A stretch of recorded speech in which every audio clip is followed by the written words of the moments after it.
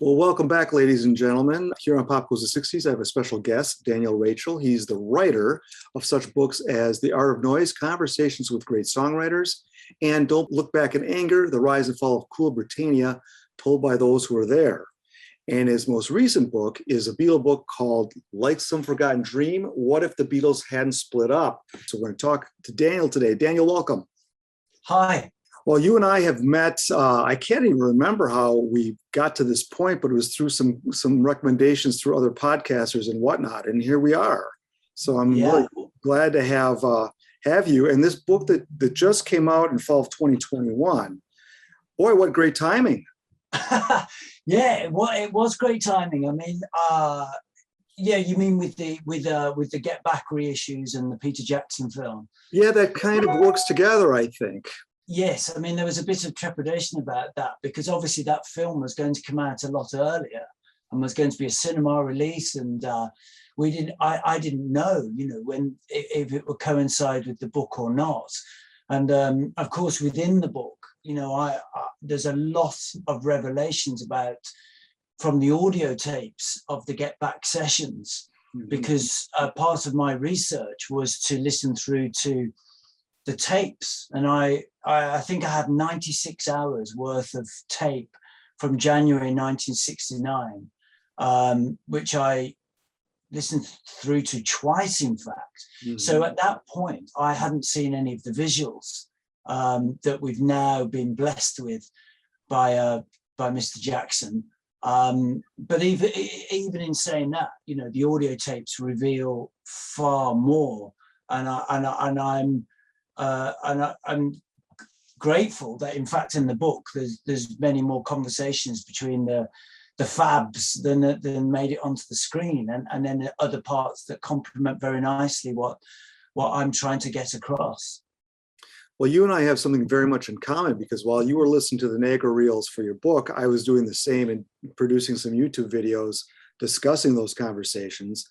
And then we both had the fortuitous timing of Peter Jackson's film coming out, which gave us all visuals to much of what you and I were listening to. And indeed, 96 hours does give a lot more information and even more context to the Beatles and how they worked together. So yeah, that was great. And so I had a very easy time reading your book, because it was with all the Niagara reels fresh in my mind, and you refer to those quite a bit. And it was really a great read. So let's talk a little bit about the book.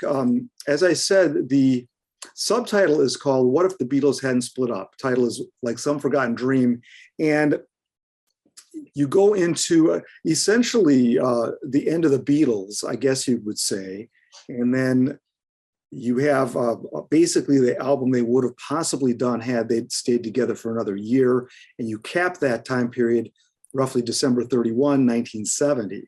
So we'll get to that in a moment, but why don't you just give us a little bit of background in how you came to start this book and what some of the beginnings of the book entail? Yeah, I mean, I've just remembered that I wanted to call the book "Everybody Had a Wet Dream." And the publishers considered it for a while, and they wouldn't do it. And I remember at that point, I was convinced it was the right title, because it was quite shocking. And I remember I've got some daughters, and I told my daughters, and they said, "You can't call it that." And then the subtitle was going to be "The Great Lost Beatles Album." And I still think, in a way, that it should have been that. I think "What If the Beatles Hadn't Split Up" is slightly disingenuous. Because the premise, as you rightly say, is it's the album had they recorded one after Abbey Road. That's the reason for the book. And it's based upon John Lennon's suggestion to the other Beatles that that's exactly what they should do, which he told them at a meeting at Apple, 9th of September 69. And I just thought, what a glorious moment that had Paul and George, who were in that meeting. Ringo was in the hospital, but had they just said, "Great, let's do it," it would have changed history forever in all kind of manner. And then what we do know is that 11 days later, John then said he wanted a divorce from the band, and then there's this 6 months standoff stalemate where they all fluctuate, and the amount of interviews that they do on the radio and in the press and between one another suggests that they really hadn't made up their mind, and John hadn't made up his mind. And there's enough to suggest that John had reneged on that thought of divorcing and could well have considered going back with the band. And but we'll never know. But the idea being that when I was a teenager and when I was in my 20s, I had a mate, and just as for fun, we hit upon this idea of the next Beatles album. And I remember him distinctly coming, you know, we shared a house together, a flat, and he came in and I said, look, I've got this great Ringo B-side called Early 1970. I'd never heard it. And he said, this would have to be on the album. We've got to have a Ringo song. How about this? Mm-hmm. And so we used to flirt with this idea and say, you know, well, what would George's 2 songs would be, and which would Paul's be, and we'd be forever like you do, you know. And I know you've mocked up wonderful sleeves of would-be Beatles albums. And we would play around and just play with ourselves of what would that record be. And then we'd take our conversation to the pub, and we you know, we'd have great chats and find out that other people did similar things. And then I kind of forgot about the idea until more recently. And then it came back to me as an idea of perhaps this is a book. And I kind of semi-suggested it to my agent as a joke more than anything. You know, and she jumped on the idea and said it'd be great. And then when I then did some searches, I discovered that far from my mate and I in Birmingham just having this, you know, rarefied idea, it was a world phenomenon.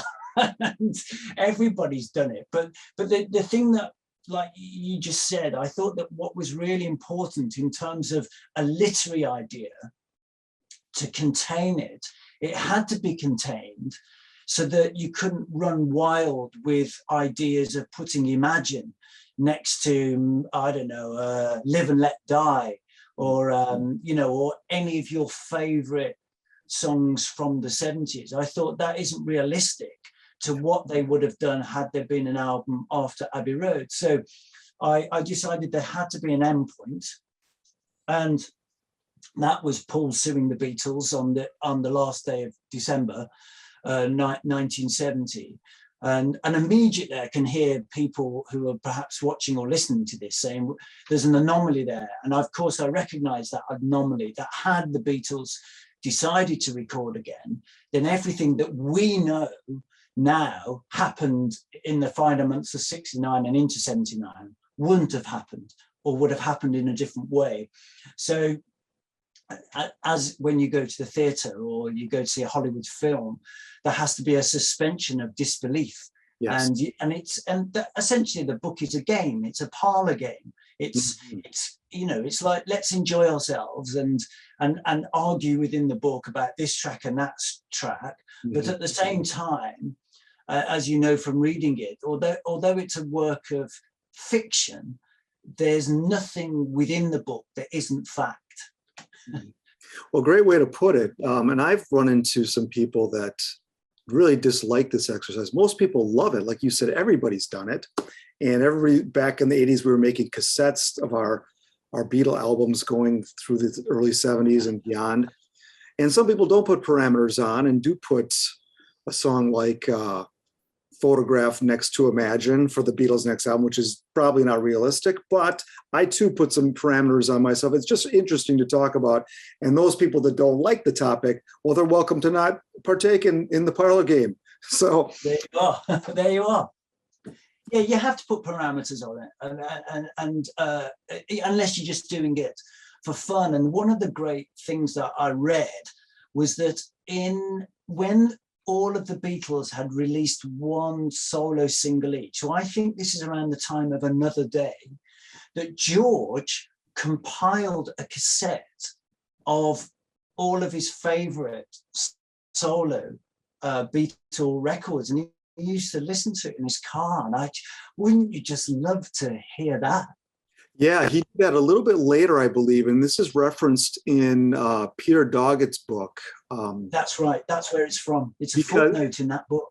yes, and I think it was closer to 72 that he was doing that. And Oh, one thing, okay. I think so, because if I remember correctly, one of the things people aren't maybe aware of is when the Red and the Blue albums, the compilations were put together, George was basically in charge of that. Yeah. And I think possibly he was in the best position to do that because he had already envisioned a Beatles non-splitting up scenario with this tape that he had made, which is really interesting. Yeah, I mean, I'm on a little bit of shaky ground here, but with the Red and Blue albums, a response to bootlegs that got out of control around that period, and Apple responded with an official release. Well, that is also somewhat of a myth. What happened was, yes, what happened, this is also in the Doggett book, is that The Long and Winding Road, the film that was Neil Aspinall was working on right after the breakup, there was to be a soundtrack to go along with that. So that was still in the working works in the early 70s. So the idea of a compilation of 2 volumes was already happening. And it just so happens that the bootlegs in America came out shortly after that. And then that maybe have pushed Alan Klein to push that out sooner. But really, the bootlegs weren't the impetus for that idea to begin with, according to Doug. The great thing about the Long and Winding Road potential documentary, and then obviously jump to the 90s and anthology, that played perfectly into the idea of what I was imagining, that even the Beatles played the game, albeit, you know, by taking John's tape of Free as a Bird and then Real Love. And Grow Old in Me, I think, they were given that, weren't they? And they decided not to do it. But they pretended John's just gone for a cup of tea. Let's pretend. That's a great way to connect those 2 events that had a lot of time in between them. And the Beatles did play the game themselves. And it's amazing how much time it took for that anthology to happen. And obviously it happened, a lot of reasons it did happen when it did. And it came at a good time, actually. Yeah, and then, of course, they do it again, you could argue, with Let It Be Naked, where they imagine the album that we all know was the one without Phil Spector's, input. And again, it's just playing the game, isn't it? So it's a nice idea that when you're saying that certain Beatle fans don't like the idea of Let's Pretend, that the Beatles themselves, bar John, have always done it. Yeah, very much so. And John suggested it as well. He's like, well, when there was the breakup of the Beatles was essentially a done deal. And, Lennon said, well, you can just take tracks off of all of our albums and put it on a tape. And there you have it, So he was playing the game a bit as well. Yeah, that's great. I love that quote of John's, just take one song from each of us and there you are, you've got the Beatles, it doesn't matter, it's just the same, it's just a different name. But that actually touches or opens up a really important point and perhaps plays to John's thinking in 69, in that, why would John want to split up the Beatles? Why would he rather pursue Plastic Ono Band? And what he talks about in that period is this idea that a Beatle on a record sells better if they are the Beatles, as opposed to, this is a John Lennon record, this is a Plastic Ono Band, this is a Paul McCartney, this is a Paul and Linda record, blah, blah, blah. He was well aware that it needed the Beatles branding for it to be as successful as a song could be. And of course, that's exactly what he wanted the songs to be as successful as possible. And that in turn plays to another idea that really played with my mind when I was researching and writing the book, which is the question being, what ultimately determines a Beatles record? Now, the simple answer is a record released by the Beatles. But then if we unpick that and we go through many of their songs, as I know you well know, that many, many songs in the catalogue haven't got all 4 of the Beatles on it. And you know, the obvious references are Yesterday, Eleanor Rigby, Ballads of John and Yoko, She Said, She Said. I mean, you can half of you know, loads of Abbey Road. You know, you can pull out loads of examples. And likewise, when the solo records, there are the great example of it would be I'm the Greatest, Ringo's 73 track, which has got 3 Beatles on it. You know, so and ultimately you have to say the only thing that defines a Beatles record is what I just said at the beginning, is it says Beatles across it. But that's a strange one, isn't it? Yeah, that's that trips people up sometimes, and this is also I think where the Get Back film helps us a little bit understand the writing process and the creative process of the entire band, which appears not to be so separate as was told, but a much bigger and more important collaboration than was told retrospectively by the band. Because you could see in the Get Back film how closely they worked together. And even a song like Let It Be, which most people just assume was a pure McCartney song, while John Lennon contributed to some of the chord changes in that, which completely shaped the song in a different direction. So that collaboration, which was not known until we actually saw the film, was indeed a collaboration. And I think this is a time period to reassess some of that as to what makes a song a Beatle record, and to understand the collaboration makes something more of a Beatle record maybe than we thought before. There's a lovely moment on the tapes where, because Paul doesn't write the final verse of Let It Be until, I can't remember if it's the day of the roof or the following day, but up until that point, he's always repeating a verse. And there's a moment just around, I can't remember exactly, 28th, 29th, 30th perhaps, where George is suggesting how the lyrics might work in that third verse. And it's lovely to hear him chatting with Paul and just, you know, just loosely suggesting lines or what it needs to be, and Paul listening, and they're interacting. But yeah, I mean, the great revelation of the Nagra tapes and subsequently Peter Jackson's film is that the Beatles were this incredible creative force in these 20 plus less days, you know, of January 69. And it's the greatest recorded period in the Beatles' history. We sadly don't have anything to compare them to. So we don't know if the way that they have their little tiffs, or, you know, it's barely anything anyway. But for all we know, they were like that in 1958, you know, or 1963 or 1966. We simply don't know, you know, really, beyond the bits and pieces we can hear of them in Abbey Road.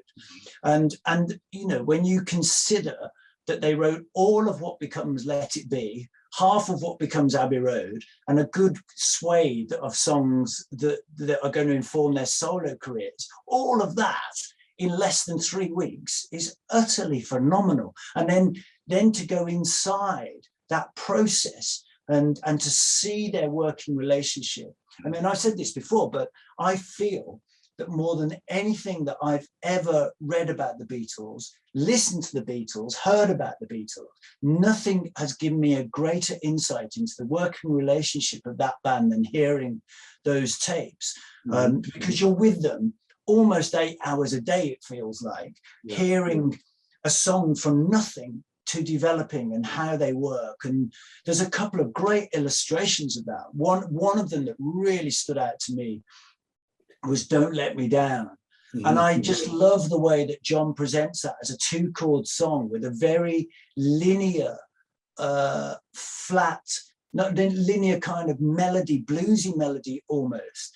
And what I could work out, or what it seemed to me, was that when he played it, Paul would play it back, and it would back between them. But each time that Paul sang it, his natural inclination to a more melodic line, John would then sing back to Paul with those curved melodic inflections. And I am assuming it was subconscious, and they feed off one another.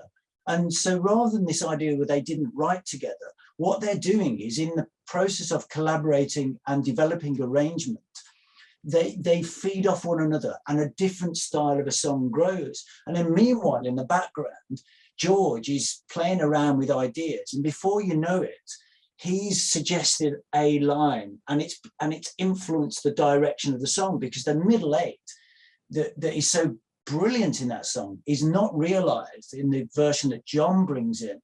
And Paul, Paul is a genius in terms of arrangement. I mean, to my mind, there is nobody as a peer of Paul McCartney in popular rock pop history. The only person I think there is Stevie Wonder, particularly in what Stevie Wonder does in the 70s. Mm-hmm. But Paul's influence on that song, and even when I think we get a glimpse of it in the Peter Jackson film, where he's trying the idea of a counter melody to John's line, and it ultimately doesn't work. But it's the idea that he was pushing it, and let's try this and let's try that, and the rest of the band are malleable to Paul's ideas. And then, again, we see that in All Things Must Pass, where at one point Paul tries singing the chorus over George's verse. And it's like, wow, if that had been developed, that would have been incredible. And then, of course, they tried the 3-part harmonies on the chorus, and there's no going back after that. By the time you go to George's solo album, once you've heard the greatest band in the world doing a version of a song with the chemistry that they have, and no other band in the world has this kind of chemistry, it's so hard to go to a solo version and no, it's just not quite as good.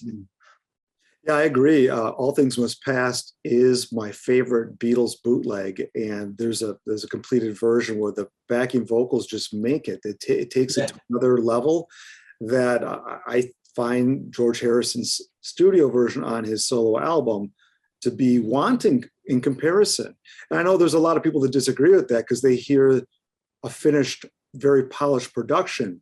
Yeah, exactly. But that's not what I hear. What I hear is, like you said, the greatest band in the world taking that song only to a place that they could have. And to me, it was just a magical take. And I think that was probably the biggest missed opportunity, was not getting a completed take of that song during that month of January 1969. They gave it a good go, didn't they? Because, they rehearse it over several days and several hours, developing it slowly, and John struggling at the Lowry organ to get the chords right. And George isn't great at explaining or articulating a song when it's first written. And you can hear when he says to Paul, I'm imagining you sing this, and really you can't distinguish what he's singing from what their part will be to his part. He doesn't, as opposed to when John has an idea or Paul has an idea, they seem to have a better, an articulation of how to express their ideas, or they're naturally better singers. And I think it goes against George, but ultimately it doesn't, because when George's songs are realized, they're as good as anybody's, whether it's Taxman, If I Needed Someone, or Here Comes the Sun, but you can see in rehearsal that it's a lot harder for a George song to gain traction than it is of a John and Paul's, because theirs feel instant. But when George comes with Old Brown Shoe, that feels much more bang. Oh, listen to this on the piano. It's such a great riff. And you can instantly hear how to add to a song like that. And the same with For You Blue. Whereas Mine feels a bit more, do we know where this is going? What's it going to become? And one of my favorite moments, is you hear John on the tape singing I Me Mine just loosely to himself at one ad hoc moment. And it's a real, as a fan, you realize it's got inside John's head and he's just singing it to himself. I love that. Yeah, and most fans, I think they misinterpret John's ribbing of George Harrison bringing that song to the Beatles as some kind of like a knock on the song, like he was really giving George a hard time, that he didn't like the song. But I mean, these guys were teasing each other and sending each other up all the time. Yeah. And, people say, Lennon goes, well, you do know we're a rock band, because I Mean Mine is a waltz, but Dig a Pony is also a waltz. So, these guys are just ribbing each other. And your example of John Lennon singing the song suggests that it had gotten into his head. Now, one thing I'd like to bring up here with regard to George's songs, because they didn't take off like Paul and John's songs typically during this time anyway. I think part of that had to do with some of George's songs were low energy. And I think it was just harder. The time signatures were a little bit different. And it was a little bit harder maybe for them to all jump on board, unlike the song Something, which we hear during these sessions. All of a sudden, bam, they're just all pitching in ideas and excited about that song. And then go fast forward to January of 1970 when they finish off I Me Mine. That middle eight goes to a very different place, which is a rock direction. And that's where it really kicks in. So, I think George was just experiencing his style of songwriting maybe didn't fit the Beatle mold as readily as some of the other songs.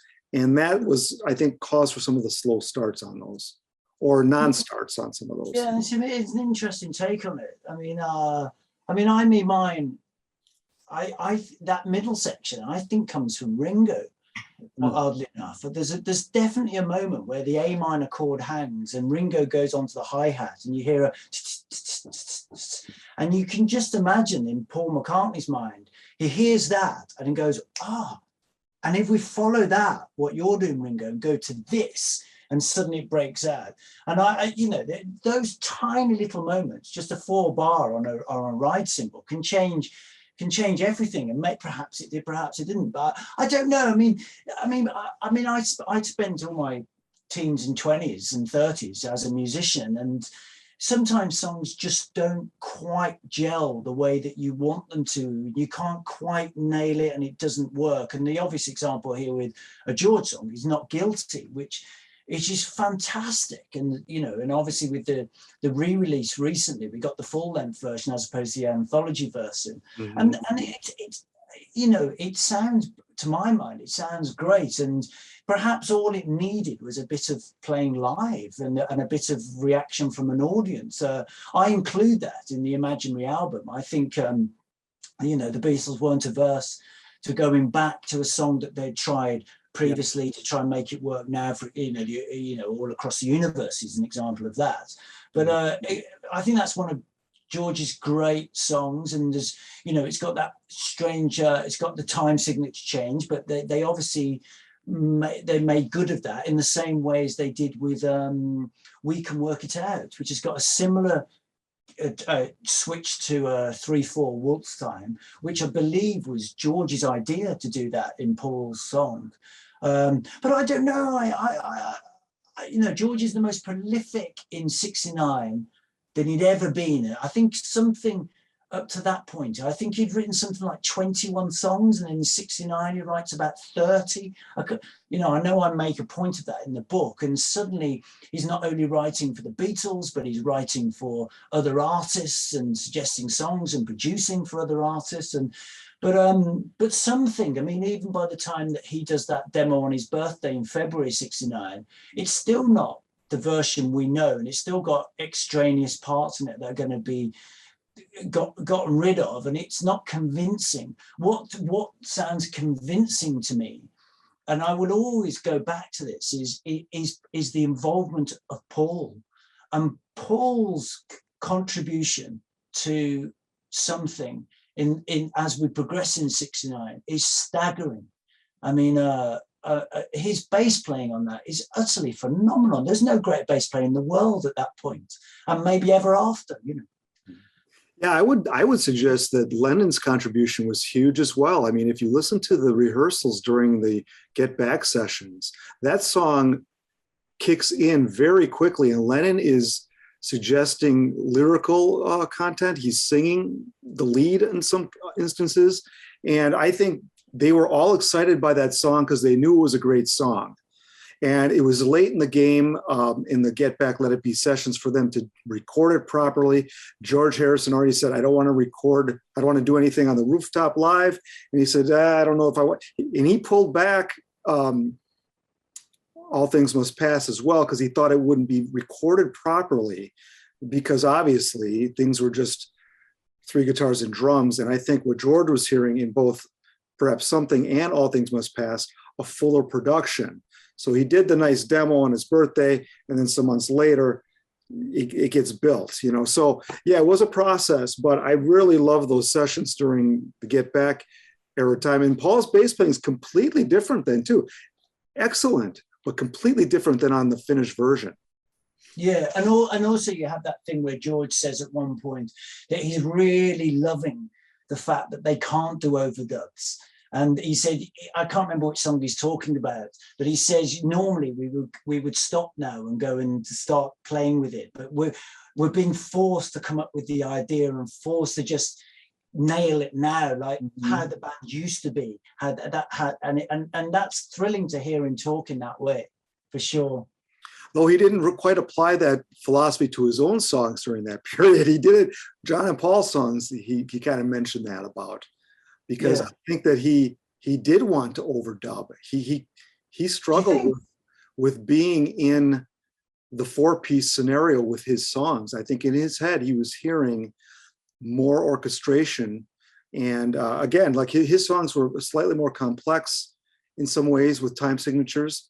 I mean, imagine him bringing Within You Without You at this time instead of in '67. I mean, it just wouldn't have worked. So that instance where none of the other Beatles play on, but it's hugely produced in a very big way, very meticulously produced, and it's just a masterpiece. Yeah. And there's also that point where Paul has a chat with, or George has a chat with Paul. I can't remember which way around it is, but but the suggestion is, why don't you do an album yourself, just your own songs? And George seems well up for that as an idea, but in a positive way, you know, not as in go solo and do your own thing, but there is definitely in the thinking towards this idea that I express in Like Some Forgotten Dream, is that they've, bar John actually, but George and Paul have definitely got a swelling amount of songs building up, and there's this continuous idea that there isn't enough space on a Beatles album for all of them to be satisfied. And then later on in the year, John thinks this also, which leads to this idea where he says, right, next album we split it equally. I have 4 songs, Paul, you have 4, George have 4, and if Ringo wants them, have 2. And that would have satisfied potentially this growing unease about how we're going to deal with the fact that we now have 3 strong songwriters. And I expand that idea in the book to say, well, maybe the logical conclusion, rather than a single album, would be to do a double album and give each Beatle a side each, to which I take the liberty to say, well, how about they call it the 4 sides of the Beatles, or 4 sides of the Beatles, and I give them each 1 side each and 6 songs, and I say, I suggest that they would each have their own producer. They would all the Beatles would play on everybody's tracks, but each Beatle would lead their song and their arrangement. Again, because that's what John says from in the tapes in '69, where he says to Paul, what we need to do is, because it's your song, Paul, you should lead it, and then when it's one of my songs, I'll lead it, and then we'll all be happy. Sure. That's very similar to what I did, because I did 2 final albums, which would have been a double album had I put them together, but I just separated them and basically gave myself the same cutoff point, roughly speaking, of December 31st, 1970. Right, how much? Roughly. Although I did include Imagine on there, because we do hear Imagine being played on the piano during the Get Back, Let It Be sessions, just a couple measures of it. And then really? Yeah, it's on. If you missed that, well, it was on. It was released legitimately on the Fly on the Wall disc on the Let It Be Naked. So it was played. It would have been in the first few days, but on on the Fly on the Wall disc, it's I know the disc. 4 minutes. I don't remember hearing that. How much is on there, do you think? More than what is on. More than what McCartney plays of.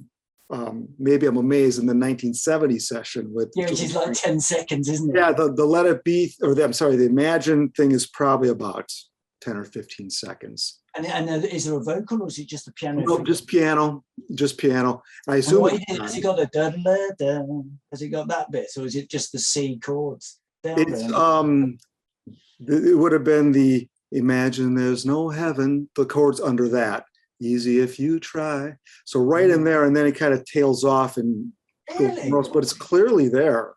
And I need to go back and listen. yeah, I mean, and don't feel bad. I've missed many things. People keep saying, did you check this? No, I missed that. I got to go watch it again or listen to it again. Yeah. So I mean, but I love that thing in 70 when they record 9 minor. And I think George is tuning his guitar or is distracted doing something. And Paul goes to Maybe I'm Amazed. And there's enough illustrations where one Beatle at some point starts playing something and another Beatle hooks onto it. And if only George had just got, what's that? Yeah. Who knows?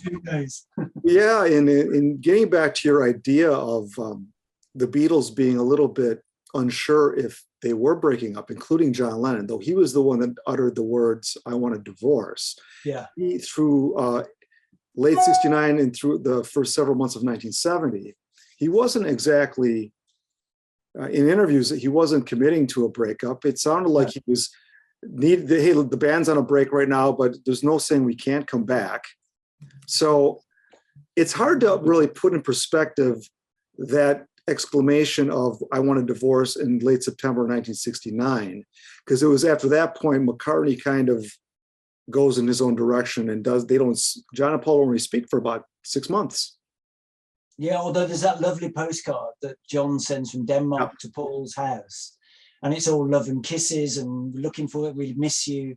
And it just feels, that was a private postcard and it's very obviously warm, John to Paul, which is lovely.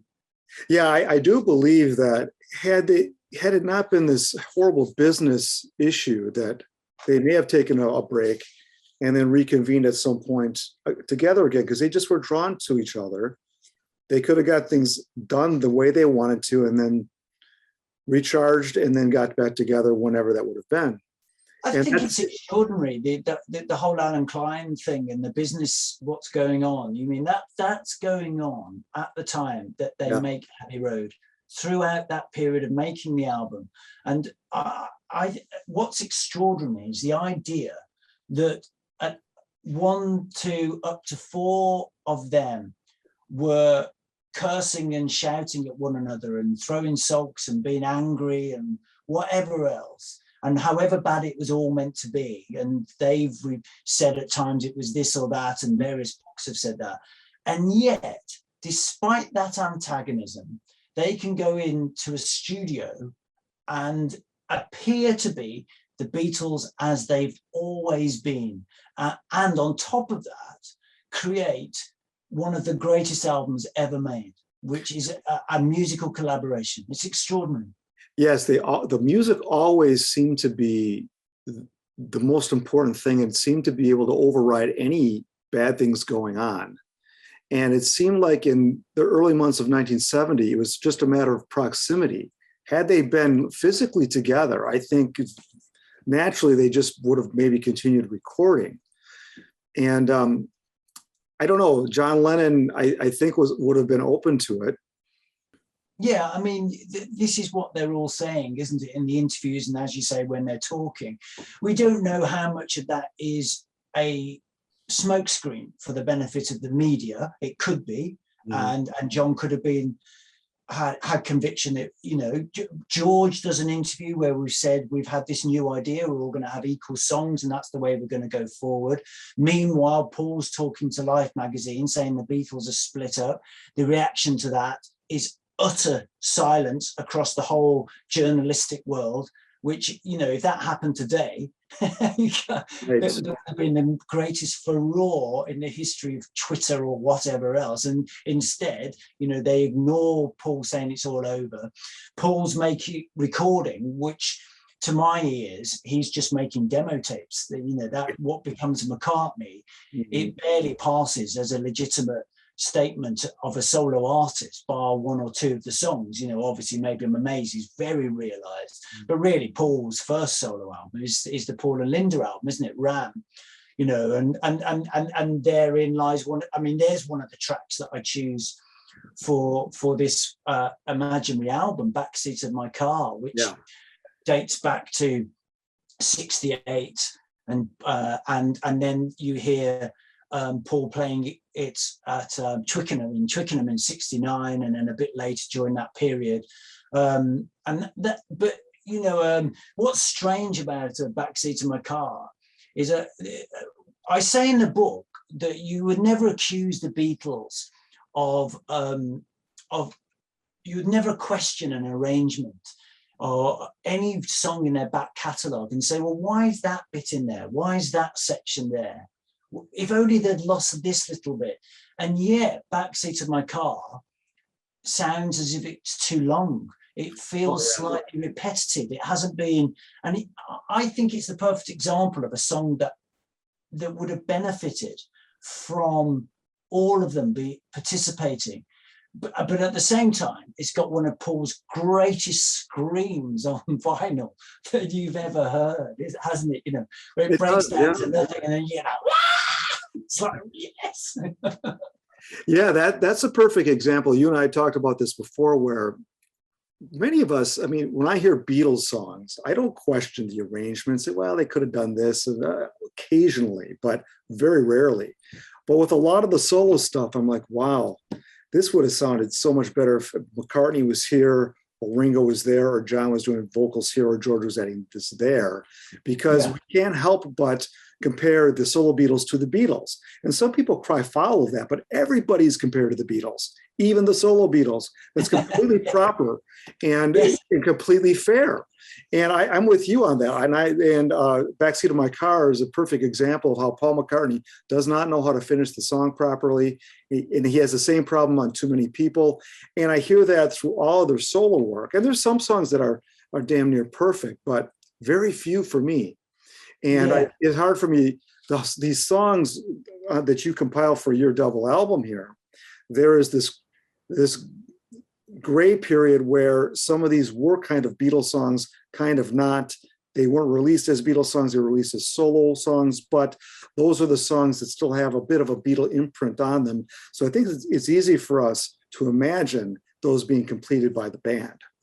Yeah, exactly. I mean, I don't know exactly statistically, but it feels to me that on a quick glance, half of the songs on what could have been the album obviously have been rehearsed or written when they were Beatles. You know, so for example, we know the finished version of Jealous Guy, and what's you can never take away somebody's emotional attachment to a song and an arrangement. So when we think of Jealous Guy, we think of the recorded version on Imagine, and yet what I'm saying to the reader is we have to try and strip back the song to when it was just in the form of a voice and a guitar, and John was presenting it to the band, and you know, that touches back to Child of Nature. There's obviously a change in lyrics, but what I do in the book is, you know, a book is a literary object, and so I have to find a literary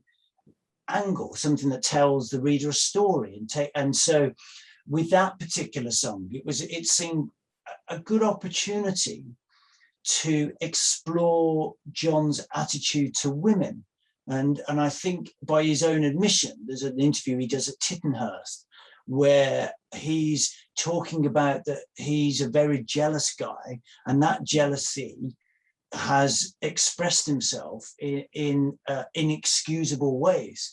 So he admits to beating up Thelma Pickles at the Liverpool Art College. He does the same on one occasion with Cynthia Lennon. According to Cynthia, he never does it again. And John, with the great influence of Yoko, faces up to the fact that he was a violent man, and he punched his way out of situations that he wasn't happy with, whether it was a woman or a man. And incredibly, Yoko has a strength about her to make John face up to it and say, you need to change. And he does. So it seems. And I think that's all embedded in the lyrics of Jealous Guy. And that's hugely to John's credit. that he can lyrically write and delve deep into his soul. He'd always done it. He was always capable of getting inside himself and help to, you know, to many in my life, to many of his songs. But as a solo artist, he particularly hones in on the kernel of his frailties, and that's a great example of that. Yeah, I would add, I think there's been quite a lot of discussion around that song as to being perhaps a dual subject, and the other being Paul McCartney. That was a song. Oh, really? Oh, yeah. Really? And I think that, you know, Lennon, there was a lot, he had a lot going on during this time. That was the recording of that song for the Imagine album was at the height of, or just after I suppose, during their acrimony between John and Paul. So there's been talk about that. But yeah, Lennon, like you say, Yoko Ono did, I guess, influence him or make him own up to the things you say. And maybe there's an instance of that also in a song that you brought up in your compilation that got by me, which was Mind Games, which was a song that was written earlier. It's kind of along the topic of what we were just talking about, Make Love Not War. What was that song started? Do you recall? What was that song? What, sorry? The origins of Mind Games. What's the origins of it? Yeah, because I think you have it on your listing. Yeah, of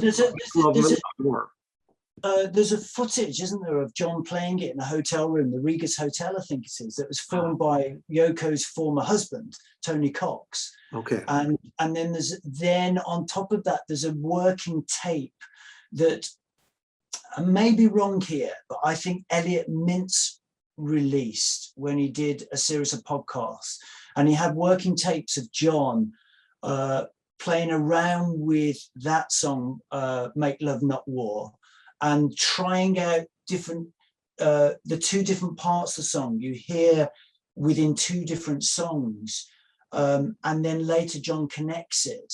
And of course, Make Love Not War was a famous was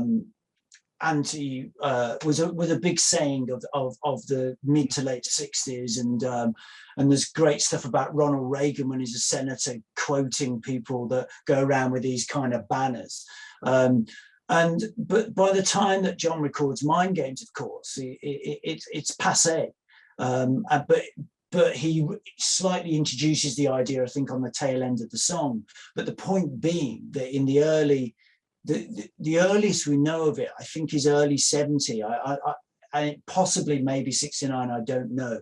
But the majority of that melody is written, and so that song in my album is the one that really stretches the license of what I'm talking about. Is to say, would John have turned to this song, and would he have could he have got to the point of the lyrics Mind Games within 1970? I mean, it is stretching the point, but he had written the melody while he was still a Beatle. That's the crucial thing, and it's a beautiful, beautiful melody, isn't it?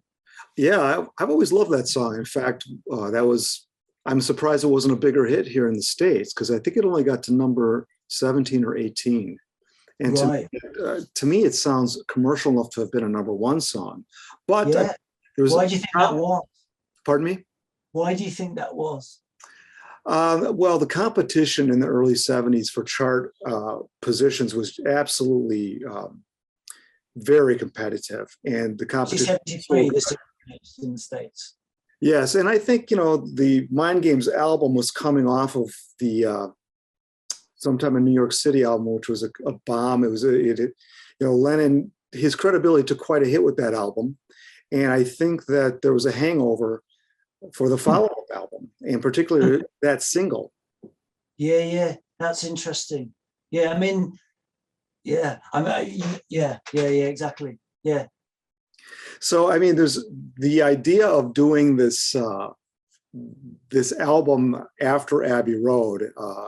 I had, when I did my videos on my albums that never were, I encouraged people, give me your list.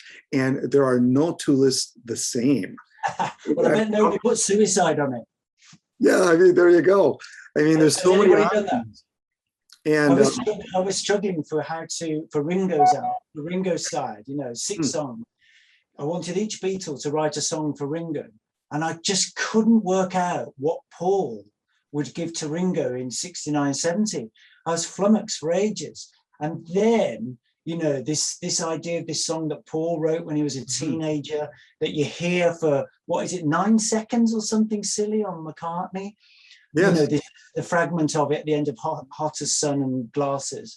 And then there's the great one-hand clapping documentary film of Wings, where Paul sings the whole of Suicide in his mock Frank Sinatra voice. And I thought, that's it, in the same way as they always gave him the show song, Good Night, for example. Yes. I thought, imagine Ringo singing this and the Beatles album ending with the song Suicide. Well, and not only that, but Ringo's first solo album, which was an album of standards, which would have sounded very much like Suicide, which was almost written as an older standard, as a Sinatra style song. Yeah, so, yeah, I think that's a great move that you made there. Yeah, I was thrilled when I came up with that, because I had been struggling. It's like a get out of jail free card. Monopoly. Do you have Monopoly in the States? Exactly. It's probably an American invention, is it? Could be that. I don't know about that. I don't know. Is it English or American? It's got to be English, surely. I don't know. Somebody's going to tell me. It's Waddington's, wasn't it? I think it's about 1926 Monopoly. Oh, really? Did not know that. I've got an old game myself with the old figures, so I'll have to look at the copyright date on that one. With American things on it or English place names? Oh, I don't know. I never thought there'd be different ones. No, because there was a game that precedes Monopoly and it didn't quite sell. And then somebody else took the idea. I don't know where this is all coming from, actually. I've always read something about it. I think there was a patent kind of war. But anyway, there you go. Could be. Well, very good. Well, Daniel, let's end it there. I want to encourage people to check out your book. It is called Like Some Forgotten Dream, What If the Beatles Hadn't Split Up? And you've got several other books that you've written. I counted about 5 or 6 on Amazon there. And his book, Like Some Forgotten Dream, is available to purchase paperback, hardback, Kindle on Amazon. So I'll put those links below. And any last things you'd like to say here, Daniel? It's not in paperback yet. Okay. I think that's coming later. And there's the audio version. Yeah, please excuse my accents. That's all I'll say. I had to record it in a booth, and I was saying to the producer, how do I distinguish between the 4 Beatles? And I said I could do a kind of an approximation of each one of them, but everybody's going to laugh at me. So he said, well, try them out on me, because he said, I'm not very familiar with the Beatles. This is the producer. Just try them out. And I said, well, I'm not going to do caricatures. I'll just do them lightly. But you have to promise to tell me if you think they're ridiculous. And so I did them. He said, I like it, go with it. But I'm not sure if I got carried away at times. So here's an apology. If it sounds like the 4 birds in Jungle Book, then well, now I'll have to give that a listen. Yeah, but I mean, it's been great talking to you, Matt. It's always a joy talking about the Fabs, isn't it? I could have a YouTube channel talking about them, There you are. All right. Well, thanks so much, Daniel. And hopefully we'll be talking to you again sometime. And please check out the links below and check out some of Daniel's work. It's top notch. And again, thanks for joining us here on Pop Goes the 60s. Thank you.